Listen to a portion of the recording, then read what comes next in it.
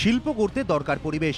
রাজ্যে সেই শিল্প বান্ধব পরিবেশ গড়ে তোলার পথে সিন্ডিকেট তোলাবাজি যাতে কাঁটা হয়ে না দাঁড়ায় তা নিয়ে সতর্ক মমতা বন্দ্যোপাধ্যায়।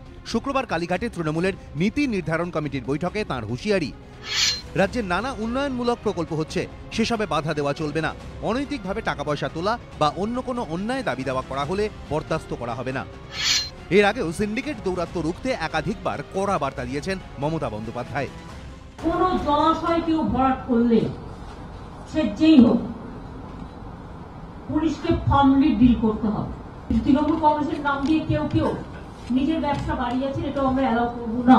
অন্যায় অন্যায়।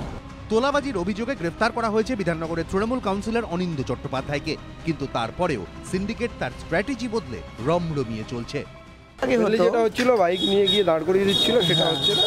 এখন তলায় এখন কিছুটা অনুরোধের শুনে হুমকি দিয়েও তো এখন আন্ডারস্ট্যান্ডিং হচ্ছে, এই আন্ডারস্ট্যান্ডিং হচ্ছে, কিন্তু মাল নিতে হচ্ছে, মাল নেওয়া ছাড়া যাবে কোথায়?